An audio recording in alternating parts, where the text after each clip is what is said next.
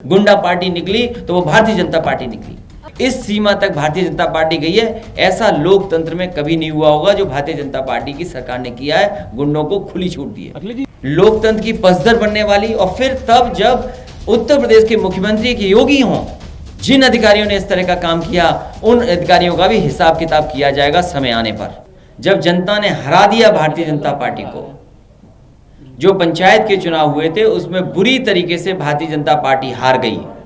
उस हार का बदला लेने के लिए भारतीय जनता पार्टी ने अपने गुंडों को सड़कों पे छोड़ दिया और पूरा का पूरा चुनाव लूट लिया।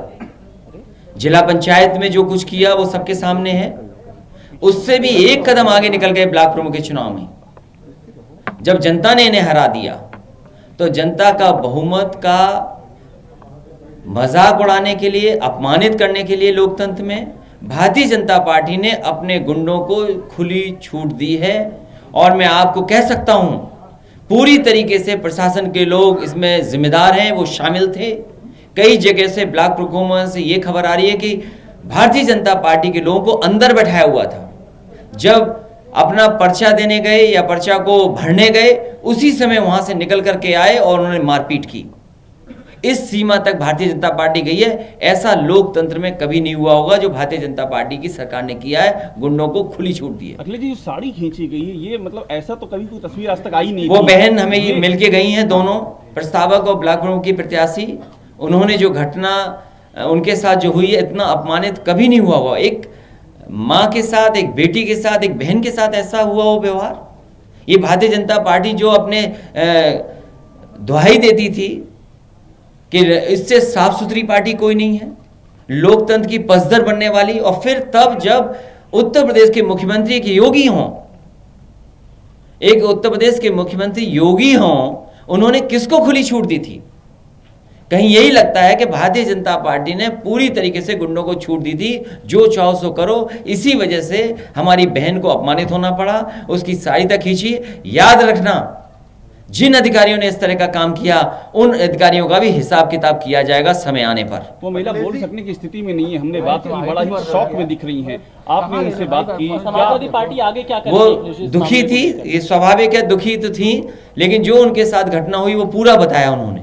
अखिलेश जी, एक वीडियो सुनील सिंह साजन का आप पीछे नहीं हम तो कर लिए हैं, जूम नहीं कर रहे। क्या लगता है कि पूरे उत्तर प्रदेश के अधिकारी, जो जिम्मेदार अधिकारी थे, उन्होंने अपने मोबाइल बंद किए हुए थे। कोई भी नेटवर्क के अंदर नहीं था, क्योंकि वो जानते थे कि अगर कोई बात आएगी तो उनके ऊपर आएगी, इसलिए उन्होंने मोबाइल को आउट ऑफ कवरेज एरिया कर दिया था पहले ही।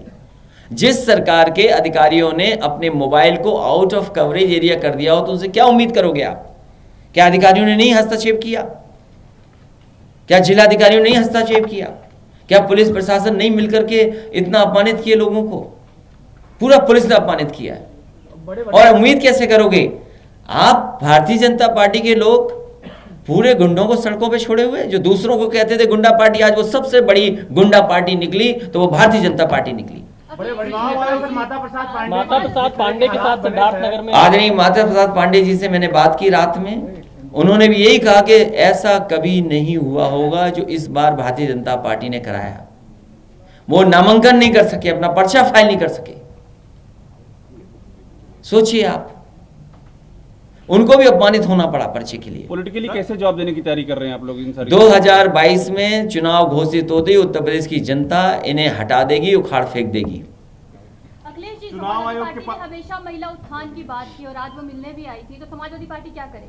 समाजवादी पार्टी पूरी ईमानदारी से उस महिला के साथ है। उसके सम्मान के लिए पूरी लड़ाई लड़ने का काम समाजवादी पार्टी करेगी। अखिलेश जी, आप पर कुछ लोग व्यंग कर रहे हैं। पप्पू यादव ने एक व्यंग किया कि बाबू तुमसे ना हो पाएगा, आप तो घर में बैठे हुए, मेरे पास इतने संसाधन होते तो मैं जाने क्या कर देता। हाँ, हम पे तो नहीं हो पाएगा। तो मैं जाने क्या कर देता। हाँ, हम पे तो नहीं हो पाएगा।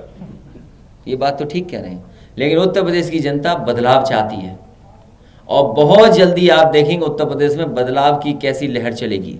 सर, असदुद्दीन ओवैसी कल आए, उन्होंने बोला MY फैक्टर नहीं चलेगा, A to Z फैक्टर चलेगा। कैसे देखते हैं? और वो आपको घेर रहे हैं सिर्फ। ये जितने आ रहे हैं या जो लोग भी आगे जनता में बात करना चाहते हैं, वो सब विकास की बात करना चाहते हैं। आप आधी अधूरी बात मत करिए। आप कहिए कि जो भी दल आ रहा है वो चाहता है कि विकास हो, और अगर विकास किसी ने किया तो समाजवादी पार्टी ने अपना करके दिखाया। लेकिन सवाल यह है कि लोकतंत्र बचेगा तभी तो विकास होगा, जब आपके वोट के अधिकार को ही छीन लिया जाएगा। अगर आप वोट डालने जाओगे तो वहां पर भारतीय जनता पार्टी के गुंडे पहले ही बैठे मिलेंगे आपको। जिस जिले का डीएम एसपी खुद चुनाव को हराने के लिए बैठा हो तो क्या उम्मीद करोगे उनसे आप। ऐसे अधिकारियों की भी समाजवादी पार्टी सूची बना रही है कि जिन्होंने समाजवादी पार्टी और आम जनता को अपमानित किया है, उनकी भी सूची बन रही है। सर, बसपा सुप्रीमो मायावती ने कहा है कि समाजवादी पार्टी की ये आक्रामकता खाली दिखावा है। मैं उनके बारे में कुछ नहीं कहना चाहता।